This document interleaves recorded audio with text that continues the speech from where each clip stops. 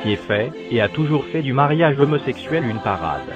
Mais, que nous enseigne la parole de Dieu, la Sainte Bible sur ce sujet?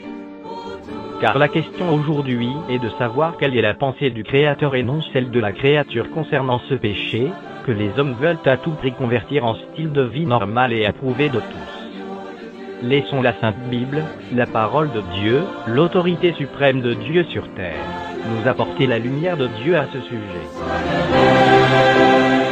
Tu ne coucheras point avec un homme comme on couche avec une femme, c'est une abomination. Si un homme couche avec un homme comme on couche avec une femme, ils ont fait tous deux une chose abominable, ils seront punis de mort, leur sang retombera sur eux. Les deux anges arrivèrent à Sodome sur le soir, et Lot était assis à la porte de Sodome. Quand Lot les vit, il se leva pour aller au-devant d'eux, et se prosterna la face contre terre. Puis il dit: « Voici, mes seigneurs, entrez, je vous prie, dans la maison de votre serviteur, et passez-y la nuit. Lavez-vous les pieds, vous vous lèverez de bon matin, et vous poursuivrez votre route. » « Non, répondirent-ils, nous passerons la nuit dans la rue. » Mais Lot les pressa tellement qu'ils vinrent chez lui et entrèrent dans sa maison. Il leur donna un festin et fit cuire des pains sans levain, et ils mangèrent. Ils n'étaient pas encore couchés que les gens de la ville, les gens de Sodome, entourèrent la maison depuis les enfants jusqu'aux vieillards. Toute la population était accourue. Ils appelèrent Lot et lui dirent: « Où sont les hommes qui sont entrés chez toi cette nuit ? Fais-les sortir vers nous pour que nous les connaissions. » Lot sortit vers eux à l'entrée de la maison et ferma la porte derrière lui. Et il dit: « Mes frères, je vous prie, ne faites pas le mal. Voici, j'ai 2 filles qui n'ont point connu d'homme. Je vous les amènerai dehors et vous leur ferez ce qu'il vous plaira. Seulement, ne faites rien à ces hommes puisqu'ils sont venus à l'ombre de mon toit. » Ils dirent: « Retire-toi. » Ils dirent encore: « Celui-ci est venu comme étranger et il veut faire le juge. Eh bien, nous te ferons pire qu'à eux. » Et pressant Lot avec violence, ils s'avancèrent pour briser la porte. Les hommes étendirent la main, firent rentrer Lot vers eux dans la maison et fermèrent la porte. Et ils frappèrent d'aveuglement les gens qui étaient à l'entrée de la maison, depuis le plus petit jusqu'au plus grand, de sorte qu'ils se donnèrent une peine inutile pour trouver la porte.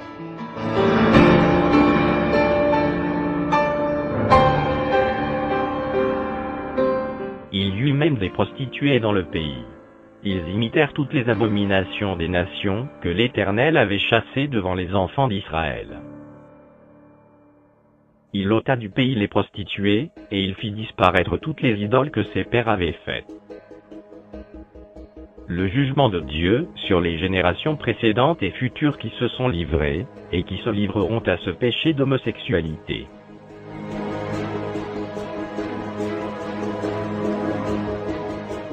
La colère de Dieu se révèle du ciel contre toute impiété et toute injustice des hommes qui retiennent injustement la vérité captive, car ce qu'on peut connaître de Dieu est manifeste pour eux, Dieu le leur ayant fait connaître. En effet, les perfections invisibles de Dieu, sa puissance éternelle et sa divinité, se voient comme à l'œil depuis la création du monde, quand on les considère dans ses ouvrages.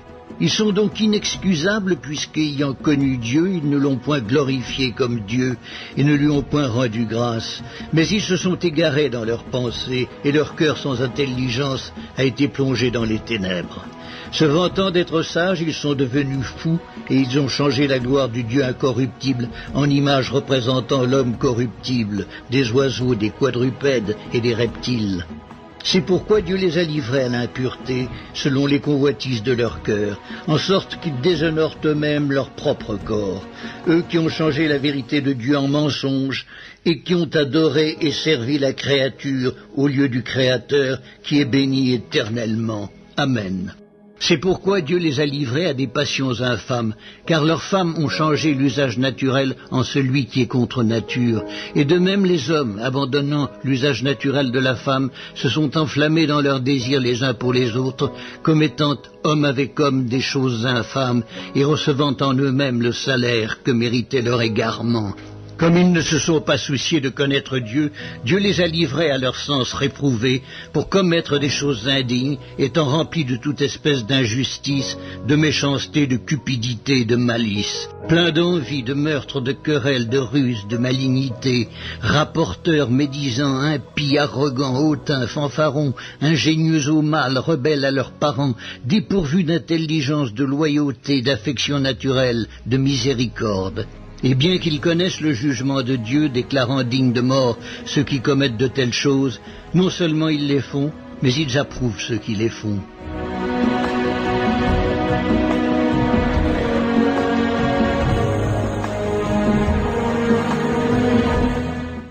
S'il a condamné à la destruction et réduit en cendres les villes de Sodome et de Gomorrhe, les donnant comme exemple aux impies à venir, et s'il a délivré le juste Lot, profondément attristé de la conduite de ces hommes sans frein dans leur dissolution, car ce juste, qui habitait au milieu d'eux, tourmentait journellement son âme, juste à cause de ce qu'il voyait et entendait de leur œuvre criminelle. Le Seigneur s'est délivré de l'épreuve, les hommes pieux, et réservé les injustes pour être punis au jour du jugement. Que Sodome et Gomorrhe, et les villes voisines, qui se livrèrent comme eux, à l'impudicité, et à des vices contre nature, sont donnés en exemple, subissant la peine d'un feu éternel. Ce qui arriva du temps de Lot, arrivera pareillement.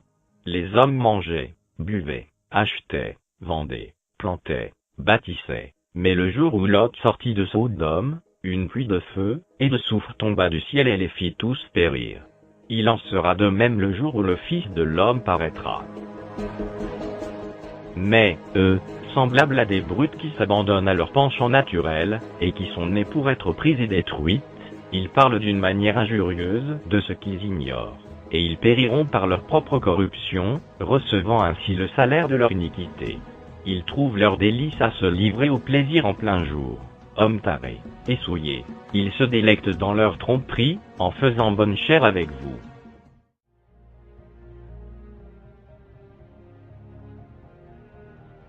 Adresse de Paul David Moïse, à Hugo, Baba, dit Barbara, de la Côte d'Ivoire, précisément au Grand Marché de Marcory, Abidjan. À Tony, Marvin, Mehdi, de la France. À la communauté homosexuelle, et à celle de la LGBT. Lesbiennes, gays, bisexuels, transgenres, entre autres. Le 1er mars 2017, à 22h27.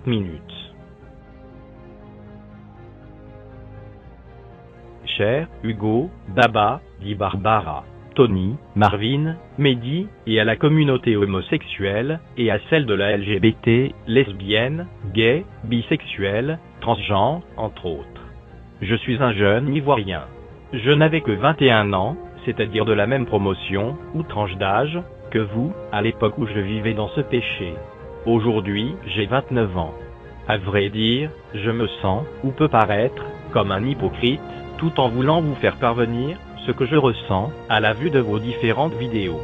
Car, à vrai dire, j'ai commis beaucoup d'erreurs durant ma marche chrétienne, et j'en commets encore énormément aujourd'hui. J'ai beaucoup de tares, de lacunes, de défauts et d'imperfections sur lesquels je travaille jusqu'à ce jour. Je ne me crois pas supérieur à vous ou meilleur que vous. Je ne me crois pas être à la hauteur ou à la mesure parfaite de vous dire quoi que ce soit ou quoi faire. Mais je pressens très fortement le vif désir de vous dire la vérité. J'étais aussi l'un d'entre vous, et peut-être même le pire.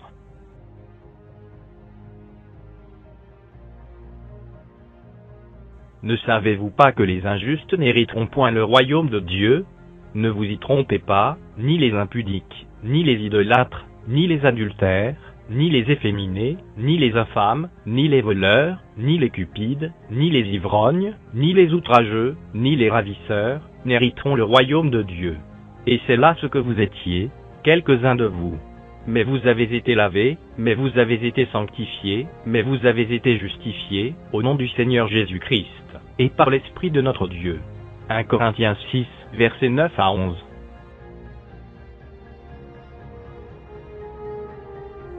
Je ne m'étais jamais identifié auparavant, comme appartenant à la communauté homosexuelle, ou à la LGBT. Bien qu'ayant ce même penchant naturel que vous. Mais, toutefois, ce que je tenais à souligner est que l'homosexualité est un péché, aux yeux de Dieu, et non un style de vie normal, à approuver par et de Dieu. Je dis bien, par et de Dieu. On ne naît point homosexuel, mais plutôt pécheur, car c'est notre nature pécheresse qui nous a orientés vers ce penchant naturel.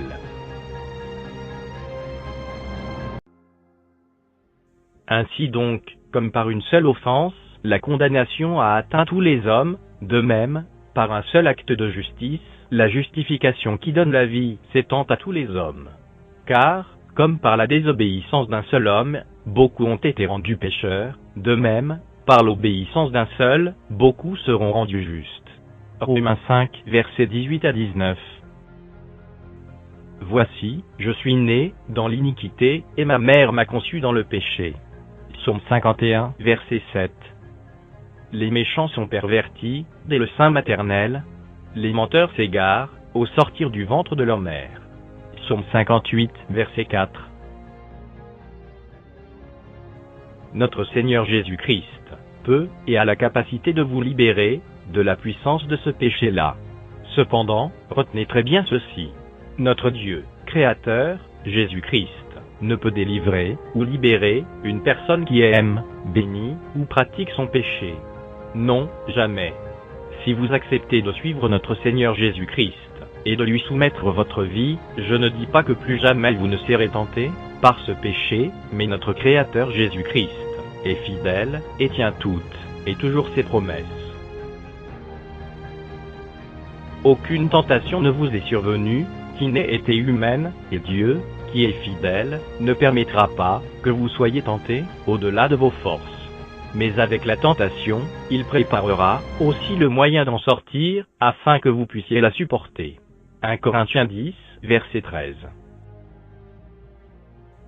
Notre Seigneur, Créateur Jésus-Christ, m'a sauvé et m'a accordé cette grâce d'être libéré de la puissance de ce péché, par la nouvelle naissance en lui, le 26 juillet 2009. Et je ne dis pas que tout est acquis, ou gagné d'avance, ou à l'avance, car j'y travaille toujours. Mais je tiens et tenais à vous faire comprendre que tous ceux et toutes celles qui vous y encouragent ne vous aiment pas. Soit, ils ou elles le font par ignorance, soit délibérément, pour vous enfoncer plus dans les liens de ce péché, qui vous conduira, très certainement, en enfer, puis ensuite dans les temps ardents de feu et de soufre éternel, ce qui est la seconde mort, si vous ne vous repentez et ne croyez en notre Sauveur Jésus-Christ, pour le salut de votre âme éternelle. Ne faisons pas comme les autres, sur lesquels le jugement et la colère de Dieu ont fini par tomber. Ayez au milieu des païens une bonne conduite, afin que là même, où ils vous calomnient, comme si vous étiez des malfaiteurs, ils remarquent vos bonnes œuvres, et glorifient Dieu, au jour où il les visitera. 1 Pierre 2, verset 12. C'est pourquoi Dieu les a livrés à l'impureté, selon les convoitises de leur cœur, en sorte qu'ils déshonorent eux-mêmes leur propre corps. Eux qui ont changé la vérité de Dieu en mensonge, et qui ont adoré et servi la créature, au lieu du Créateur, qui est béni éternellement. Amen. C'est pourquoi Dieu les a livrés à des passions infâmes, car leurs femmes ont changé l'usage naturel, en celui qui est contre nature. Et de même, les hommes, abandonnant l'usage naturel de la femme, se sont enflammés dans leurs désirs, les uns pour les autres, commettant homme avec homme, des choses infâmes, et recevant en eux-mêmes, le salaire que méritait leur égarement. Comme ils ne se sont pas souciés de connaître Dieu, Dieu les a livrés à leur sens réprouvé, pour commettre des choses indignes, étant remplis de toute espèce d'injustice, de méchanceté, de cupidité, de malice, pleins d'envie, de meurtre, de querelles, de ruse, de malignité, rapporteurs, médisants, impies, arrogants, hautains, fanfarons, ingénieux au mal, rebelles à leurs parents, dépourvus d'intelligence, de loyauté, d'affection naturelle, de miséricorde. Et, bien qu'ils connaissent le jugement de Dieu, déclarant dignes de mort, ceux qui commettent de telles choses, non seulement ils les font, mais ils approuvent ceux qui les font. Romains 1, versets 24 à 32. Mais vous, bien-aimés, souvenez-vous des choses annoncées d'avance par les apôtres de notre Seigneur Jésus-Christ. Ils vous disaient qu'au dernier temps, il y aurait des moqueurs, marchant selon leurs convoitises impies. Ce sont ceux qui provoquent des divisions. Hommes sensuels, n'ayant pas l'esprit. Jude, versets 17 à 18. J'espère que vous prendrez à cœur ces choses que je viens de vous dire. Je vous aime d'un amour réel, en Christ, raison pour laquelle je ne puis me taire sur ces choses auxquelles je m'y étais livré, à donner autrefois, sans aucune retenue, sans aucun frein. Je prie que Dieu, le Père de notre Seigneur Jésus-Christ, par le Saint-Esprit, fasse resplendir sa lumière dans vos cœurs et vos esprits, et qu'il vous fasse luire sa face. De sorte, et afin que vous compreniez la pensée de Christ. Je le dis, et je le répète, je ne suis point encore arrivé du tout à la perfection, j'y travaille encore aujourd'hui. N'oublions surtout pas ceci. Les pharisiens et les scribes murmurèrent et dirent à ses disciples, « Pourquoi mangez-vous et buvez-vous avec les publicains et les gens de mauvaise vie ?» Jésus, prenant la parole, leur dit, « Ce ne sont pas ceux qui se portent bien qui ont besoin de médecins, mais les malades. Je ne suis pas venu appeler à la repentance des justes, mais des pécheurs. » Luc 5, versets 30 à 32. Merci pour l'attention que vous avez portée à ce message. Et que Dieu nous bénisse tous abondamment en Christ par le Saint-Esprit. Paul David Moïse, le 1er mars 2017 à 22h27. There's room at the cross for you. Yes, there's room at the cross for you. Though millions have come, there's still room for one. Yes, there's room at the cross for you. Oh, la croix sur laquelle Jésus est mort. The cross upon which Jesus died is a Elle est un abri. shelter in which 12 peuvent y venir. And its grace so free is sufficient for me, and deep is its fountain as wide as the sea. Chante-le. There's room at the cross for you. Yes, there's room at the cross for you. Though millions have come, there's still room for one. Yes, there's room at the cross for you.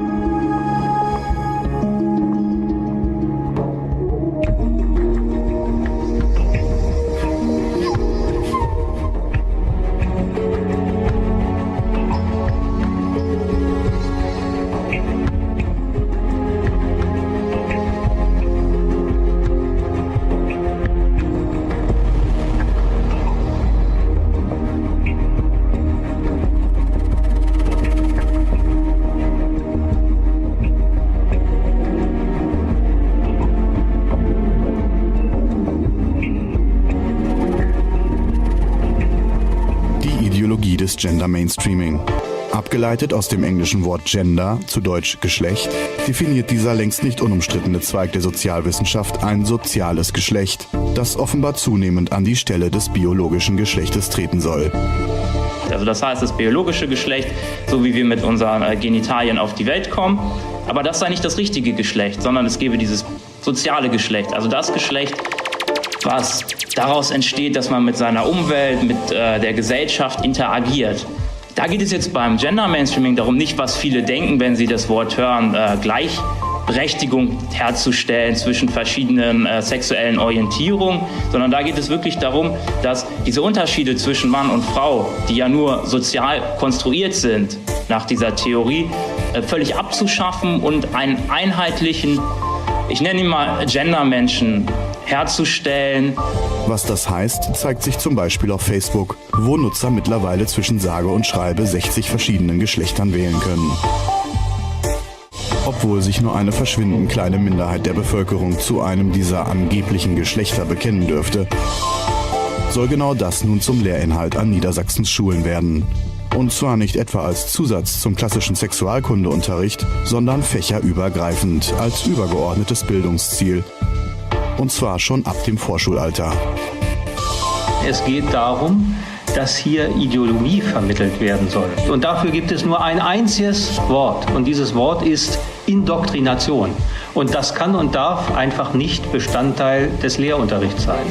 Die Biologie spielt keine Rolle mehr bei der Schaffung des vermeintlich perfekten Menschen. Genau das ist der anmaßende Kern der Gender-Ideologie. Es gibt da Aussprüche von bekannten Sozialisten, die sagen, die Natur des Menschen ist es, keine zu haben. Er kommt nach dieser Vorstellung, nach dieser Ideologie als ein weißes Blatt Papier auf die Welt und das kann man jetzt beliebig beschreiben. Das heißt, auch in dieser ganzen sexuellen Erziehung, in dem ganzen Erziehungssystem, das man davor hat, nimmt man auf die menschliche Natur überhaupt keine Rücksicht, weil er ja nach dieser Ideologie keine hat. Ich kann also aus dem Menschen letzten Endes machen, was ich will. Das heißt, die Voraussetzung, um diesen neuen Menschen zu schaffen, heißt im Grunde die gesamte vorhandene Kultur zu zerstören und auf dieser Tabula rasa dann einen neuen Menschen zu schaffen. Schließlich konstruiert die Gender-Ideologie eine Vielzahl neuer Geschlechter, die sich einzig und allein aus den sexuellen Vorlieben eines Individuums ableiten. Dementsprechend wollen Gender-Ideologen Kindern möglichst frühzeitig verschiedenste Sexualpraktiken vermitteln. Denn nur so können sich ihrer Anschauung nach die sozialen Geschlechter, die neuen Identitäten, frei entfalten. Standards für Sexualaufklärung in Europa. Und da heißt es Aufklärung nach Altersgruppen. Das steht in allen Gesetzen drin, dass die Sexualaufklärung altersgemäß sein muss. So, wie stellt man sich das jetzt hier vor? Selbstbefriedigung 0 bis 4 Jahre. Homosexualität 4 bis 6 Jahre. Empfängnisverhütung 6 bis 9 Jahre. Genderorientierung 9 bis 12 und Sex dann 12 bis 15 Jahre. Das ist die Vorstellung, wie eine altersgemäße Sexualerziehung bei Kindern aussehen sollte. Es wird im Grunde ein seelisch verkrüppelter Mensch, der kein Selbstbewusstsein mehr hat, der bindungsunfähig ist und damit auch letzten Endes unfähig, eine Familie zu gründen. Und hier schließt sich der Kreis. Denn das ist kein Nebeneffekt, sondern das Ziel der Gender-Ideologie. Die Abschaffung traditioneller Lebensweisen und damit zuvorderst die Abschaffung der Familie. Bei Gender wird eben sehr wenig offen gesagt, weil die meisten Sachen schlicht und einfach öffentlich gar nicht durchzubringen wären. Und es fällt auf, dass die ganze Einführung dieser ganzen Gender-Ideologie oder die Durchsetzung von Gender-Mainstreaming immer top-down geht, von der UNO über die EU, über die Länder, Landesregierung und so weiter in ganz Europa. Und zwar ohne dass jemals irgendein parlamentarisches Gremium dazu befragt oder informiert worden wäre. Das wurde per Kabinettsbeschluss in Deutschland eingeführt. Man muss sich überlegen, das ist eine Ideologie, die unsere gesamte Gesellschaft verändern soll. Ohne jede parlamentarische, demokratische Beteiligung. Anders wäre es gar nicht machbar, denn wenn man den Menschen erzählen würde, was wir hier tun wollen, was Gender eigentlich möchte, die hätten keine 3% Zustimmung in Europa.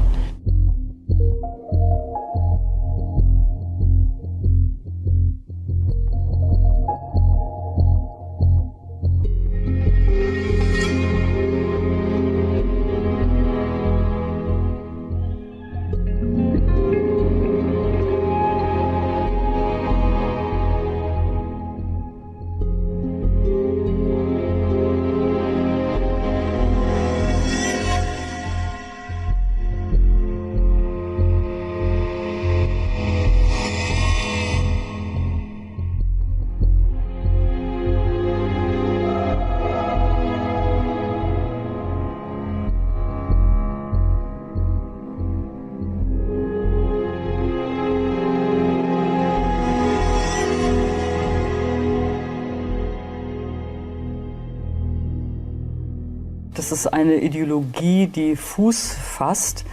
Ich habe nicht das Gefühl, dass sie so einfach dahergeschlendert kommt und Fuß fasst, sondern dass sie im Gegenteil, gerade weil, wie du ja auch schon gesagt hast, es einem erstmal so abstrus vorkommt, dass sie eigentlich an unserem Bewusstsein geschickt vorbeigeschleust wird und erst jetzt, wo sämtliche legislativen Weichen eigentlich schon eindeutig gestellt sind, kommt sozusagen die Phase der Medienkampagne. Und das Ziel dabei ist eben, dass die Unterschiede zwischen den Geschlechtern, soweit überhaupt noch vorhanden, eben so hingestellt werden, dass im Grunde männlich und weiblich wie zwei Extrempunkte eines Kontinuums sind, und im Wesentlichen es davon abhängt, wie jemand sozialisiert wird, ob er sich mehr männlich oder mehr weiblich fühlt. Das ist sozusagen ja das Ziel des Gender-Mainstreamings. Hinterher ist auch beim Gender-Mainstreaming, wie bei so vielen anderen politischen Bereichen, die Auflösung der Familie mit angesagt. In Schweden ist es bereits jetzt eben dann so, dass nicht mehr von Vater und Mutter gesprochen wird, sondern Es soll eben dann so jetzt allgemeiner Sprachgebrauch werden, von älter 1 und älter 2 zu sprechen, auch damit die gleichgeschlechtlichen Elternpaare nicht diskriminiert werden. Das Geschlechtliche ist aber ja eigentlich eine körperliche Gegebenheit, die bis auf ganz, ganz wenige Ausnahmen von Zwittergeburten wirklich eindeutig ist, dass man uns so weit wie möglich davon ablenken will, eine wirklich erfüllende und befriedigende und stillende und nährende Sexualität zu leben, sondern dass wir uns möglichst verzetteln in allen möglichen Praktiken und immer da dann das Heil suchen. Alles, was mit der ursprünglichen biologischen Form von Fortpflanzung und familiären Strukturen zu tun hat, wird im Grunde aufgeweicht, aufgelöst, verächtlich gemacht. Das sieht für mich so aus, als ob es genau in die Richtung gehen sollte, die Familien eben ganz aufzulösen, älter 1, älter 2, und dann kann man die Kinder doch auch im Grunde gleich dem Staat. Genau, ganz dem Staat, und dann hat man erfolgreich die Menschen auf Ameisenstatus eigentlich reduziert. Ja.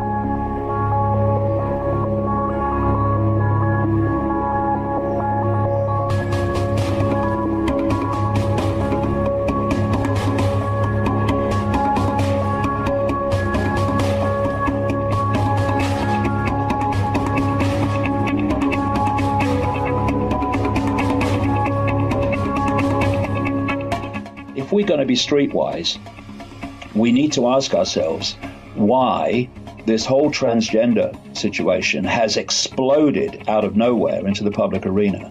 It's not about protecting people who see themselves in certain sexual ways. Like I say, good luck to them. It's their choice, none of my business. It's about encouraging people to question what they wouldn't normally question, especially young kids.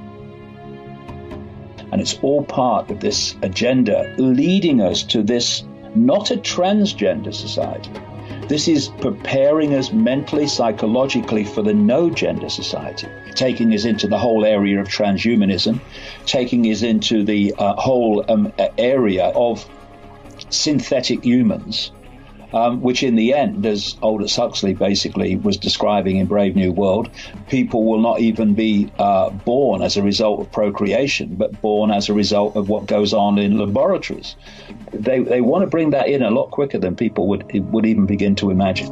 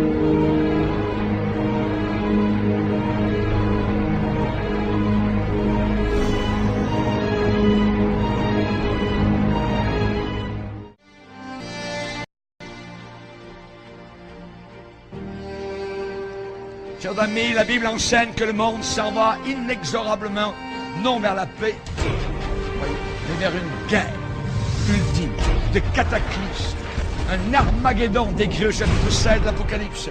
Et avant d'arriver au paroxysme, cet holocauste, les choses iront en se détériorant, les choses vont aller de mal en pis, le monde s'enfoncera toujours de plus en plus dans le chaos, la confusion et le péché. Plus on approchera de la fin, les guerres vont augmenter. Le taux de criminalité va monter en flèche. Les crises économiques seront de plus en plus graves. Les catastrophes naturelles sans précédent, tremblements de terre, inondations, famine, épidémie, pestilence, tout cela a été décrit dans la parole du Seigneur. Et toutes ces calamités marqueront le déchaînement de la colère de Dieu sur notre monde impie et rebelle.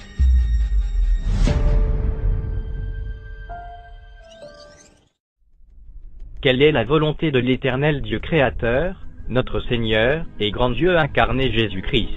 Dans tout ceci, depuis le commencement, la seule et unique réponse immuable, invariable, certaine et éternelle, que nous donne la parole de Dieu, la Sainte Bible, est un homme pour une femme, dans le mariage. Ceci est la position éternelle de notre Créateur Jésus-Christ. À prendre ou à laisser.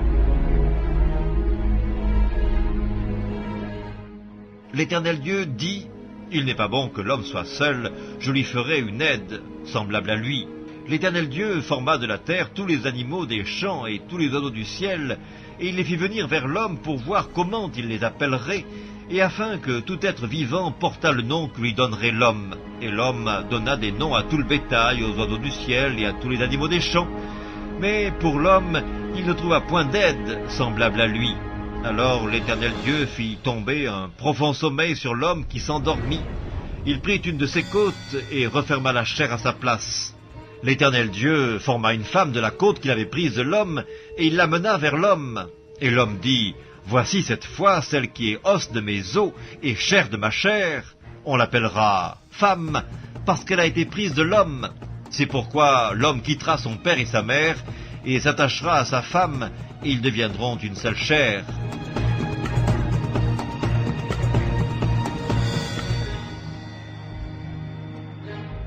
Il répondit, « N'avez-vous pas lu que le Créateur, au commencement, fit l'homme et la femme et qu'il dit, c'est pourquoi l'homme quittera son père et sa mère, et s'attachera à sa femme, et les deux deviendront une seule chair.